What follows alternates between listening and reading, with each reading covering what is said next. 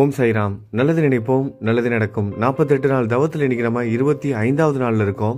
2 பிராமணர்களுக்கு வேதங்களை நாங்கள் தான் ரொம்ப படித்தவங்க, எங்களுக்கு தான் எல்லாம் தெரியும்னு தலைகணத்தோடு தெரிஞ்சவங்க, அவங்களோட தலைகணத்தை சரி செய்யணும், அவங்களுக்கு பாடம் புகட்டுவதற்காக சும்மா வழிபோக்கனாக நடந்து போயிட்டு இருந்த ஒரு மலைவாழ் மக்கள் இனத்தை சேர்ந்த ஒரு சாதாரண நபர்.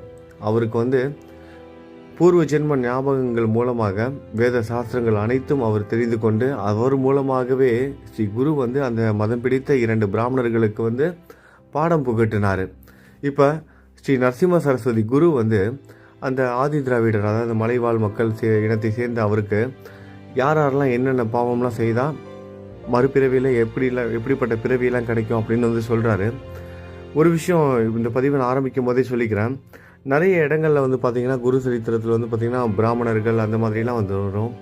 எதனால் பிராமணர்கள் அப்படிங்கிறத நம்ம எப்படி எடுத்துக்கணும் அப்படின்னா, குருவோட பார்வையிலையும் கடவுளோட பார்வையிலையும் எல்லா மக்களும் சரிசமமானவங்க தான். ஆனால் எதுக்காக இந்த மாதிரியான நூல்கள், இந்த மாதிரியான விஷயங்களை பிராமணர்கள் அப்படிங்கிறத ஒரு வார்த்தைகள் பயன்படுத்துகிறாங்க, அவங்க தான் மேன்மை அடைந்தவங்க பயன்படுத்துகிறாங்க அப்படின்னா சரியாக புரிஞ்சுக்கணும். பிராமணர்களும் இதை கேட்டுட்ருப்பீங்க, பிராமணர் அல்லாத மக்களும் கேட்டுட்ருப்பீங்க. முந்தைய காலகட்டத்திலலாம் பிராமண மக்கள் பார்த்திங்கன்னா வேறு தொழில்கள்லாம் செய்ய மாட்டாங்க. அவங்க உணவுக்கு கூட பிக்ஷை தான் எடுப்பாங்க. வேத சாஸ்திரங்களை கூட அவங்க கற்றுக்கிட்ட வித்தையை கூட மற்றவங்களுக்கு காசு வாங்கிட்டு, அதாவது ஒரு வியாபார நோக்கத்தோடு செய்ய மாட்டாங்க. எல்லாமே கடவுளுக்காக சேவை அப்படிங்கிற அந்த ஒரு மனப்பான்மையோடு தான் எல்லா வேலையும் அவங்க செய்வாங்க. பொருள் ஈட்டுவது அவங்களுக்கு ஒரு பொருட்டே கிடையாது, அவங்களுக்கு அது தேவையும் கிடையாது. அவங்களோட வாழ்க்கை முறை கடவுளுக்கு சேவை செய்யணும். அவங்க கற்றுக்கிட்ட வேத சாஸ்திரங்களை அழிய விடாமல் மற்றவங்களுக்கும் சொல்லி கொடுக்கணும். இதுதான் அவங்களோட வாழ்க்கை முறையாக இருந்தது. அப்படி தான் அவங்க வாழணும்னு நினச்சாங்க, அப்படி தான் வாழ்ந்தாங்க. அவங்கள தான் தூய்மையான பிராமணர்கள் அப்படிங்கிற மாதிரி குறிப்பிட்றாங்க. இந்த மாதிரியான புத்தகங்களில் பிராமணர்களுக்கான விளக்கம் இதுதான் உங்களுக்கு சரியாக புரிஞ்சிருக்குன்னு நினைக்கிறேன். அதனால் யாரும் தவறாக எடுத்துக்க வேணாம். நம்மளாம் ஏதோ பெரிய பாவம் செய்துட்ட மாதிரி, அதனால தான் இந்த பிறவியில் நம்ம பிராமணராக பிறக்கலை, அந்த மாதிரிலாம் யாரும் நினச்சிக்கக்கூடாது. சத்குருவோட பார்வையில் நம்ம எல்லாருமே அவரோட குழந்தைகள் தான். இது நம்ம எல்லாருக்கும் தெரியும், உங்கள் எல்லாருக்கும் புரியும் நினைக்கிறேன் நான் என்ன சொல்ல வரேன்னு. நம்ம எல்லாருமே ஒரே மக்கள் தான். அதை என்றைக்கும் தேசிய ஒருமைப்பாடு நம்ம சாய் நமக்கு சொல்லி கொடுத்தது அதுதான். எல்லா மக்களும் ஒன்றிணைந்து இருக்கணும். ஜாதி, மத, இன, மொழி பாகுபாடுகள் இல்லாமல் நம்ம எல்லாரும் ஒத்துமையாக இருக்கணும். அதுதான் அவர் விரும்பினார். உலக அமைதிக்காக தான் அவர் தன்னோட மொழியையோ ஜாதியையோ இனத்தையோ, ஏன் அவர் தன்னோட தாய் தந்தையர்கள் கூட யாருங்கிறது வெளியே சொல்லவே கிடையாது. அப்படிப்பட்ட அவரோட பேரை கூட சொல்லலை. அவரோட உண்மையான பேர் கூட நமக்கு தெரியாது. எதுக்காகனா நம்ம எல்லாரும் ஒத்துமையாக இருக்கணும். எந்த ஒரு வேறுபாடும் வந்துடக்கூடாது. நீங்கள் உயர்ந்தவங்க, நாங்கள் தாழ்ந்தவங்க, நாங்கள் உயர்ந்தவங்க, நீங்கள் தாழ்ந்தவங்க, அவங்க இப்படி இவங்க அப்படி, அதெல்லாம் கிடையாது. நல்லவங்களா கெட்டவங்களா அதுதான். நம்பிக்கையோடு இருக்கீங்களா, பொறுமையோடு இருக்கீங்களா, ஆன்மீக வழியில் செல்றீங்களா, இதுதான் தேவை. இதுதான் ஒரு குரு தன்னோட சீடனுக்கு சொல்லி கொடுப்பாரு. அதுதான் நம்மளோட சாயும் நமக்கு சொல்லி கொடுத்துருக்காரு. சரி வாங்க, இப்போ நம்ம கதைகளை கேட்க ஆரம்பிக்கலாம். இதில் பிராமணன்கிற அந்த வார்த்தைக்கு உங்களுக்கு அர்த்தம் இப்போ புரிஞ்சிருக்குன்னு நினைக்கிறேன். அவங்களுக்கு வேறு எந்த ஒரு நோக்கமும் இருக்காது. அவங்க கற்றுக்கிட்ட வேத சாஸ்திரங்களை எந்த ஒரு தம்பட்டம் படிக்க மாட்டாங்க, தற்புகழ்ச்சியாக வச்சுக்க மாட்டாங்க. அதுக்கப்புறம் அவங்க அதை பயன்படுத்தி பொருள் சம்பாதிப்பதற்காக பயன்படுத்த மாட்டாங்க. யாசகம் பெற்று தான் அவங்களும் அவங்க குடும்பமும் அவங்களோட குழந்தை குட்டி கூட அவங்க பெற யாசகத்தில் தான் சாப்பிட்டுட்டு இருந்தாங்க. அந்த மக்களை தான் இந்த மாதிரியான புத்தகங்களை பிராமணர் அப்படின்னு குறிப்பிடுறாங்க. இப்போ சத்குரு நரசிம்ம சரஸ்வதி சுவாமி அவர்கள் திரிவிக்ரம பாரதி கிட்ட சொல்ல ஆரம்பிக்கிறார். எதனால் இந்த மாதிரியான பிராமணர்கள்லாம் நல்ல ஒழுக்கத்தோட வேத சாஸ்திரங்கள்லாம் கற்று எந்த ஒரு எதிர்பார்ப்பும் இல்லாமல் வாழ்ந்த ஒரு சில பிராமணர்கள் எதுக்காக வேறு குலத்தில் பிறக்கணும், அவங்க என்ன பாவம் செய்தா, இந்த மாதிரிலாம் இல்லாமல், நான் இப்போ உங்களுக்கு சொல்லியிருந்தேன் முன்னாடி, அந்த மாதிரிலாம் இல்லாமல் பிராமணர்களில் கூட ஒரு சில பேர் தவறு செய்கிறாங்க. வேத சாஸ்திரங்கள் எதுவுமே தெரியாதவங்க தவறு செய்தாலே அது மிகப்பெரிய பாவமாக இருக்கும்போது, இது எல்லாம் தெரிஞ்சுக்கிட்டவங்க, இது எல்லாமே படித்தவங்க தெரிஞ்சவங்க அவங்களே தவறு செய்தால் அது எவ்வளோ பெரிய பாவம். அதுக்காக தான் ஸ்ரீ நரசிம்ம சரஸ்வதி திரிவிக்ரம பாரதி கிட்ட ஒரு சில பாவங்களுக்கெல்லாம் என்னென்ன தண்டனை, அவங்களாம் அடுத்தடுத்த பிறவிகளில் எந்தெந்த குலத்தில் பிறப்பாங்க, எந்தெந்த வியாதிகள் வரும், எந்தெந்த கஷ்டத்தெல்லாம் அவங்க அனுபவிப்பாங்க, அதுக்கான தீர்வு என்ன, அது எல்லாத்தையும் விளக்கமாக அவர் சொல்கிறாரு. நான் புத்தகம் கொடுத்ததுக்கப்புறம் நீங்கள் அதெல்லாம் படித்து பார்த்துக்கலாம். சரி வாங்க இப்போ நம்ம கதைக்கு வந்து போகலாம். இப்போ திரிவிக்ரம பாரதி கூடவே என்ன பண்ணுறாரு, கூட வந்து அந்த வழிப்போக்கர் வந்து நின்றுக்கிட்டு இருக்காரு. அவருக்கு வந்து முற்பிறவே ஞாபகம் வந்துருச்சு. இப்போ வந்து சாதாரண ஒரு மலைவாழ் மக்களாக இருக்கிற அவருக்கு 7 ஜென்மத்துக்கு முன்னாடி பிராமண குடும்பத்தில், அதுவும் வேத சாஸ்திரங்களெல்லாம் கற்றறிந்த ஒரு வேத பண்டிதராக இருந்திருக்காரு. அவருக்கு இப்போ இந்த ஞாபகம் வந்துருச்சு. ஆனால் இப்போ அவரோட வாழ்க்கை முறை சாதாரண ஒரு மக்கள், ஒரு குடிசை பகுதியில் வாழ்கிற ஒருவன் திடீர்னு அவன் வந்து பிராமணனாக வந்து உணர ஆரம்பிச்சிட்டான். அதனால் அவனோட வாழ்க்கையில் என்ன நடக்க போகுது அதை தான் வந்து பார்க்க போகிறோம். கூடவே அவனும் நின்றுக்கிட்டு இருக்கான். அப்போ அவனை பார்த்து நரசிம்ம சரஸ்வதி சுவாமிகள் சொல்கிறாரு, முற்பிறவியில் நீ அம்மை அப்பனை, அதாவது அம்மா அப்பாவை விட்டதினால் பார்த்துக்காம நீ வந்து விட்டுட, அதனால தான் இந்த பிறவியில் இப்படி பிறந்திருக்க. அது மட்டும் இல்லாமல் 1 மாதம் நீ என்ன பண்ணணும்னா, இந்த நதி சங்கம சேத்திரத்தில் வந்து நீராடின அப்படின்னா உன்னோட முற்பிறவியோட பாவங்கள் எல்லாம் அகன்று மறுபிறவியில், அடுத்த பிறவியில் நீ வந்து பிராமணராக, அதாவது வேத சாஸ்திரங்கள்லாம் கற்றுக்கிட்ட பிராமணராக வந்து பிறப்ப அப்படிங்கிற மாதிரி வந்து சொல்கிறாரு. அவன் குருவிடம் அவன் அப்போ சொல்கிறான், சுவாமி உங்கள் கருணை பார்வையினால் என் பாவங்கள் எல்லாம் போய்விட்டன. பருசவேதி தொட்ட இரும்பு பொன்னாக மாறியது போல் உங்கள் பார்வை பட்ட நான் புனிதமாகி விட்டேன். ஆகையால் என்னை மன்னித்து பிராமணர்களுடன் என்னை வந்து சேர்த்து வைங்க அப்படின்னு இவர் வந்து கேட்க ஆரம்பிக்கிறாரு. இந்த மலைவாழ் மக்கள் இனத்தை சேர்ந்த இவர் என்ன பண்ணுறாரு, என்னை வந்து மன்னிச்சு என்னை பிராமணர்களோட சேர்த்து வைங்க அப்படின்னு கேட்குறாரு. அதுக்கு சுவாமிகள் சொல்கிறாரு, ஆதி திராவிடர் குலத்தில் பிறந்து வளர்ந்ததினால் உன்னை பிராமணராக யாரும் ஏற்றுக்கொள்ள மாட்டார்கள். முன்பு சத்திரியரான விஸ்வாமித்திரர் பிரம்ம ரிஷியாக நினைத்து வெகுகாலம் தவம் புரிந்து தேவர்களை அணுகி நான் வெகுகாலம் தவம் புரிந்தேன். ஆகையால் என்னை பிரம்ம ரிஷியாக செய்யுங்கள் என்று கேட்டார். அதற்கு அவர்கள், நீங்கள் இந்த உடலை சூரிய கதிர்களால் எரித்துவிட்டு புது உடல் வரும் வரை தவம் செய்து வாருங்கள், அப்பொழுது நீங்கள் பிரம்ம ரிஷியாவீர்கள் என்றார்கள். அவர் கூறியது போல் விஸ்வாமித்திரர் செய்து பிரம்ம ரிஷியானார்.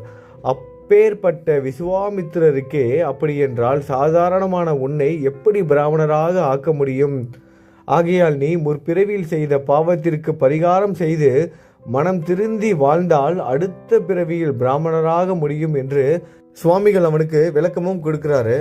சுவாமிகள் சொல்லியும் அவன் வந்து கேட்டுக்க மாட்டேங்கிறான், அடம் பிடிக்கிறான். ஏன்னா அவனுக்கு வந்து இந்த வேத சாஸ்திரங்கள் இது எல்லாம் வந்து தெரிஞ்சுக்கிட்டான், பிராமணராக வந்து உணர ஆரம்பிக்கிறான். ஆனால் இப்போ சாதாரண ஒரு மனிதனாக வந்து பிறந்திருக்கிறான். ஆனால் அவன் வேத சாஸ்திரங்கள் கற்ற அந்த வேத பண்டிதராக வந்து உணர்றான். ஆத்மார்த்தமான உணர்வு இப்படி இருக்குது. ஆனால் அவன் பிறந்திருக்க பிறவி இப்போ இப்படி, அவனோட குடும்பம், அவனோட குழந்தைகள் எல்லாம் இப்போ இந்த குடும்பத்தில் வந்து வாழ்ந்துட்டு இருக்காங்க. ஆனால் இவன் வந்து என்ன பண்ணுறான், என்னை வந்து பிராமணர்களோட சேர்த்து வைங்கன்னு விடாப்பிடியாக நிற்கிறான். அப்படி அவன் நின்றுக்கிட்டு இருக்கும்போதே அவனோட மனைவி, அவனோட குழந்தைகள் எல்லாம் அந்த இடத்த தேடி வந்துடுறாங்க. ஏன்னா இவன் போய் ரொம்ப நேரம் ஆயிடுச்சு, இன்னும் காணலையே அப்படின்னு எல்லாம் தேடி வராங்க. வரும்போது அவங்க நின்றுட்டு இருக்கான். வந்து அவனோட மனைவி அவன் பக்கத்தில் போயிட்டு அவனை தொட போகிறா, அவன் கையை பிடிக்க போகிறா. அப்போ வந்து அவன், என்னை தொடாத, நீ தள்ளி நில்லு அப்படின்னு வந்து சொல்ல ஆரம்பிக்கிறான். என்னடா அது, நம்மளோட கணவனே நம்மளை வந்து பக்கத்தில் வர வேணாம், தள்ளி போக சொல்கிறானே அப்படின்னு சொல்லிட்டு அவன் வந்து வியந்து பார்க்குறான். நான் வந்து ஒரு பிராமணன் ஆகிட்டேன், நான் வந்து வேத சாஸ்திரங்கள்லாம் கற்றறிந்த ஒரு பண்டிதர், நீ என் பக்கத்தில் வராத அப்படின்னு வெறுத்து போய் பேசுகிறான், கோபமாக பேசுகிறான். அவனோட மனைவி, இந்த ஆளுக்கு ஏதோ பைத்தியம் பிடிச்சிருச்சு போல அப்படின்னு சொல்லிட்டு குருவை பார்த்து வேண்டி கேட்டுக்கிறாங்க. குரு, இவருக்கு வந்து ஏதோ பைத்தியம் பிடிச்ச மாதிரி இருக்குது சுவாமி, என்னையும் என் குழந்தையும் காப்பாற்றுங்க, இவருக்கு வந்து புத்திமதி சொல்லி என் கூட அனுப்பி வைங்க, அப்படி இல்லைன்னா நான் இங்கேயே செத்துருவேன் அப்படின்னு சொல்லிட்டு அவங்க சொல்கிறாங்க. வேறு வழி தெரியாமல் அவங்க வந்து குருக்கிட்ட வந்து பிரார்த்தனை பண்ண ஆரம்பிச்சிட்டாங்க, வேண்டி கேட்டுட்டு இருக்காங்க. இல்லைன்னா செத்துருவோம் சாமி, என் குழந்தைகளுக்கும் எனக்கும் வந்து என்னோட கணவர் வேணும், அவர் இல்லாமல் நாங்கள் வந்து வாழ முடியாது, தயவுசெய்து அவரோட மனதை வந்து மாற்றி எங்கள் கூட அனுப்பி வைங்க சாமின்னு அவங்க வந்து வேதனையோடு மன்றாடுகிறாங்க. அப்போ இதை கேட்ட சுவாமி என்ன பண்ணுறாரு, குரு சிரிச்சுக்கிட்டே அவனை பார்த்து, நீ உன் வீட்டிற்கு போ அப்படின்னு அவனை சொல்கிறாரு. மனைவி பிள்ளைகளை துன்பத்தால் உனக்கு நற்கதி கிடைக்காது, உன்னோட மனைவியும் உன்னோட குழந்தைகளும் துன்பப்பட்டாங்கன்னா உனக்கு நற்கதி கிடைக்காது. இல்லற வாழ்க்கையில் உள்ளவன் தன் தர்மத்தை செய்து இல்லற சுகத்தை அனுபவிக்க வேண்டும், அப்படி செய்தால்தான் சம்சார கடலை தாண்ட முடியும். சூரியன் சந்திரன் சாட்சியாக ஒரு பெண்ணை மணமுடித்து அவளை கைவிட்டால் அது பெரும் பாவமாகும் என்று சொல்ல அவன், சுவாமி உங்கள் கருணையினால் நான் ஞானம் பெற்ற பிறகு மீண்டும் ஆதி திராவிடனாக எப்படி செல்ல முடியும் என்று கூறினான். அப்பொழுது சுவாமி, இவனுக்கு ஒன்றும் புரியல, சுவாமி நான் வந்து உங்களோட கருணையினால் நான் வந்து எனக்கு வந்து ஞானம் கிடச்சிருச்சு, இப்போ நான் வந்து பிராமணராக வந்து உணர்றேன், அப்படி இருக்கும்போது நான் போயிட்டு இந்த வாழ்க்கையை என்னால் வாழ முடியும், நீங்களே சொல்லுங்கள் சுவாமின்னு சுவாமியை பார்த்து கேட்குறான். அப்போ தான் சுவாமி வந்து ஒரு விஷயத்தை வந்து யோசிக்கிறாரு. நான் மந்திரித்து அவன் மேல் தூவிய விபூதியினால் இவனுக்கு இந்த விவேகம், இந்த அறிவெல்லாம் வந்திருக்கு.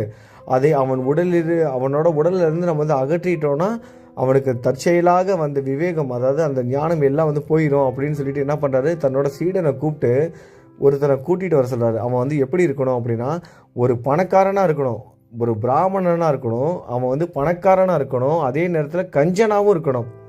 எப்படிப்பட்ட பிராமணனை கூட்டிகிட்டு வரணும்? பணக்கார பிராமணனாக இருக்கணும், அதே நேரத்தில் அந்த பணக்கார பிராமணன் கஞ்சனாகவும் இருக்கணும். அப்படிப்பட்ட பிராமணனை நீ ஊருக்குள்ளே போய் கூட்டிகிட்டு வான்னு தன்னோட சீடனை பார்த்து சொல்கிறாரு. அப்படிப்பட்ட பிராமணனை அந்த சீடனும் கண்டுபிடிச்சி கூட்டிகிட்டு வராரு. அந்த பிராமணனை வைத்து ஆதி திராவிடர் மேல் இருக்கும் விபூதியை தண்ணீர் விட்டு அகற்றி விடுமாறு சொல்கிறாரு. அந்த பிராமணரும் குரு சொல்வதை கேட்டு அப்படியே செய்கிறாரு. அப்பொழுது அந்த விபூதியெல்லாம் அவர் உடம்புலேருந்து விலக, அப்பொழுது ஆதி திராவிடர் மேல் இருக்கும் விபூதி போன உடனே அவனுக்கு இந்த ஜென்மம், அதாவது நிகழ்கால ஜென்ம நினைவு வந்து திரும்பி வருது. போன ஜென்ம நினைவுகள் எல்லாம் போயிடுது. இப்போ நிகழ்கால நினைவு தான் வருது. உடனே அவன் தன்னோட மனைவியை பார்த்து கேட்குறான், மனைவியும் குழந்தைகளையும் பார்த்து, நான் இங்கே நின்றுக்கிட்டு இருக்கேன், எனக்கு ஏன் மயக்கமாக இருந்தது, ஏதோ மயக்கம் தெளிஞ்சு பேசுகிற மாதிரி பேசுகிறான், நான் யார் எங்கே இருக்கேன் அப்படின்னு கேட்குற மாதிரி, நான் எதுக்கு இங்கே இருக்கேன், நீங்கள்லாம் எதுக்கு இங்கே வந்திருக்கீங்க அப்படின்னு பார்த்து கேட்குறான். இதை பார்த்து கொண்டிருந்த திரிவிக்ரம பாரதி ஆச்சரியப்பட்டு ஸ்ரீ குருவிடம், சுவாமி, அவனுக்கு எப்படி திடீரென்று அவ்வளவு விவேகம் வந்தது? விபூதியை தண்ணீர் விட்டு உடலை கழுவிய உடனே வந்த விவேகம் போய்விட்டது என்று திரிவிக்ரம பாரதி கேட்குறாரு.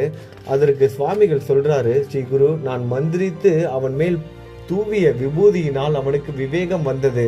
அந்த விபூதி போய்விட்ட உடனே அவன் பெற்ற விவேகம் மறைந்து இப்பிறவியின் நினைவு வந்தது. விபூதி அவ்வளவு மகிமையுடையது. ஆகையால் ஈஸ்வரன் அதை உடல் முழுவதும் எப்பொழுதும் பூசிக்கொண்டு இருப்பார். மேலும் மகான்களின் கைப்பட்டால் அதற்கு அதிக சக்தி வருகின்றது என்று சொல்ல திரிவிக்ரம பாரதி சுவாமியிடம் விபூதி மகிமையை முழுமையாக கூறுங்கள் என்று கேட்கிறாரு. திரிவிக்ரம பாரதி சுவாமிகள்கிட்ட விபூதியோட மகிமையை கேட்கிறாரு. நம்ம சாய் பக்தர்களுக்கு விபூதியோட மகிமை எவ்வளவு முக்கியங்கிறது தெரியும். சுவாமிகள் நாளைக்கு விபூதி ஏன் வந்து இவ்வளவு முக்கியம், அதாவது உதி, நம்ம ஷீரடி பாபா கோவில் வந்து உதின்னு வந்து சொல்லுவாங்க, அதாவது விபூதியை தான் வந்து உதின்னு சொல்கிறாங்க, வேற ஒன்றும் கிடையாது. நிறைய நண்பர்கள் புதுசாக சாயை கும்புறவங்களாம் உதி வேற விபூதி வேற அப்படின்னு நினச்சிக்கிறாங்க. விபூதி உதி எல்லாம் ஒன்று தான்.